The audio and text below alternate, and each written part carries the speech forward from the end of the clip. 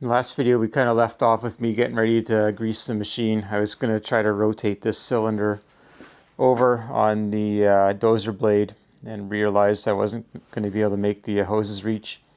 So since then I have changed all of the push-on grease fittings. So there's M10s and M8s.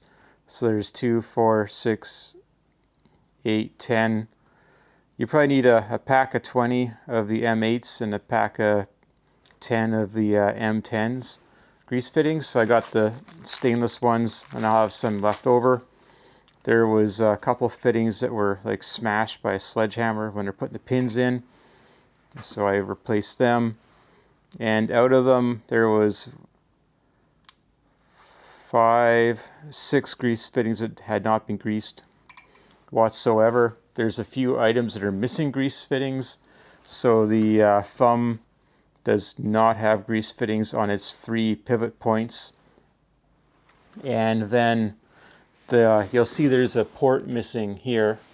And I found that the pin for the boom angle, it does not have a hose on it. I don't know, probably unable to show it to you, but it's in there. And it's an M10. So I got an M10 grease fitting hose. This one's 40 inches long. It's just made out of a brake line from what I can tell, but it should do the job. So it looks like this center position goes down here and it's just going onto the turntable, which leads me to believe that the outer grease fitting is probably going to the swing motor bearing, but I couldn't say for sure where it goes exactly, or it may go to another point in the back. The grease fittings are all relatively easy to find. Like there's the extendable undercarriage, there's one on each side in the back, and there's a few on the dozer blade. I put lots of grease in here. I might grind this one down and tap it for a fitting on top. I did change the fitting on the bottom, but I may go ahead and put one on top just for the heck of it. There is like a bushing, like spherical bearing in there, so it shouldn't be a problem if I drill into that. And my concern here is that conceivably the material may not be thick enough to take a grease fitting. I would put one right on the top if I was going to put one on this.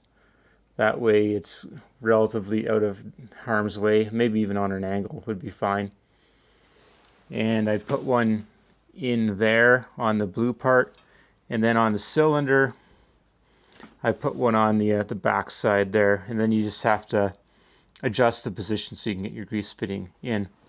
So I might go after them, but I'm going to get that hose put on and get it landed where it belongs. This is where the battery is hanging out. I did want to put a charging cable on it with a fuse. It looks like it's a pretty good battery. It's a 55B24RS battery, 325 cold cranking amps. And it's a pretty good sized battery, so there's no real need to upsize it. If anything, you might want it to just match what you have in the rest of your fleet. But that's that. I was able to find the fuel filter and oil filter. So it's a 33-390 for the fuel filter. And for the oil filter, just this little tiny guy. It's a 51-365 for oil. The air filters are kind of problematic to figure out. There's no markings on anything. And I have not figured out how to look up a Kubota filter number based on the engine serial number. I don't know if it's possible or not. If it is, please let me know how to do it. But there's a couple different filters that kind of land in the same sort of size. So I guess if a Kubota dealer was nearby, I could take them in. And then you'd end up paying full boat for the first pair of filters. And then after that, you could just go elsewhere to buy replacements once you got them matched up. So I don't know if I'm going to do that or not. But yeah, so I'm just going to quickly get this grease line on here, get it fished into that spot, and then decide if I'm going to use the thumb or not. I'm not going to change these filters yet. I'm going to run the machine for a few hours before I swap them out, and then I'll have a spare pair for I guess next year. If I probably change the oil once a year on this machine, that's probably what's going to end up happening. So I'm going to get to work here, and then we'll catch up in a little bit. The 40-inch hose turned out to be good. It's the M10 size as well, was correct for the pin.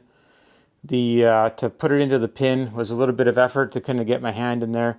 And then the wrench flats on the end of the hose went recessed all the way into the pin, and I couldn't get a wrench on it. So I had to tighten it on with a pair of vice grips. Now I'm using a Slim Jim to fish a rope to the back. And I'm going to tape the rope onto the hose and pull it towards me. And I'm looking closer at these two grease fittings. So they might both go onto the turntable. It's kind of hard to tell what they do, and it's not clear if there's any grease coming out as of yet. So I'm just going to keep greasing that a whole bunch because I'm sure there's pretty minimal or low quality grease on there. And then I'll get this hose on here and get it greased. Then I'll start tackling this thumb here as well. So things are moving along. Grease hose is in. Just working on the pin here. Hopefully I didn't weaken this too much by drilling it. If it's a problem, I'll just have to weld it up. It was a 33 millimeter and a 34 millimeter jumbo wrench. To get this off, you could probably just use adjustables. They were actually surprisingly tight. Probably too tight considering this is supposed to pivot. But yeah, so anyway, we got that. And to drill the M8, it is 17/64. And I have a tap holder, and I'm just going to put it in using a ratchet. I think I can keep it straight enough. I could switch to a tap handle. But anyway, I got some tap magic here, and we'll get that tapped, and then we'll do the other two. And then I think I just have to Loctite the swing motor bolts, and then we will be ready to start using this thing. First two grease fittings went in super easy, just mild steel. This one, there is a bushing with a grease swirl in it. So I don't have a blind hole tap. Looking at this bushing, I don't know if I can drill through it or not, but because of the way the swirl is, it's okay if I drill through it in grease because it'll work out fine. So I'm going to go and give that a shot. And for this last one here, the correct way to do this would be to take this apart, drive that bushing out, and then drill it and tap it. So I'm going to probably delay that for now, and hopefully I'll grease this enough that it's not a problem. So yeah, we're going to drill through this thing here, and hopefully we can get through it. Otherwise, I'll have to drive that bushing out and make sure that I get this hole, if you can see it, lined up with my grease fitting when I get it in. If not, we'll see what happens. The next scene we'll know what I did. Good news for tonight, there was nothing hard about the bushing inside of this rod eye. I was able to drill through it and tap no problem. So I've got these sockets for holding taps. They make life a bit easier than using the T-handle. And you can use them on a drill driver if you're adventurous. I've got the Tap Magic like I mentioned. And a few stainless grease fittings. I'll be able to grease them in those positions. Won't be any trouble with them getting busted off, I don't think. If that one weakened the mounting point, I'll deal with that later. These big nuts are supposed to be nylock, so I'm not going to tighten them as much as they were before. And I could peen them over a little bit, maybe just get them a bit tighter if necessary.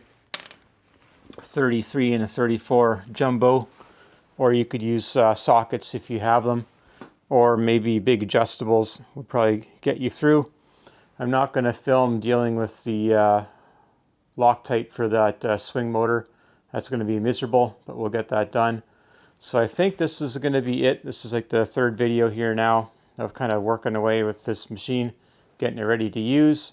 So I've got a mission. I'm going to try to get this thing out in the next month, and we'll see if we can get any filming of that or not. If not, we'll have a trenching video that I'm going to be doing a bit later on. So hopefully this is useful, and thank you for watching.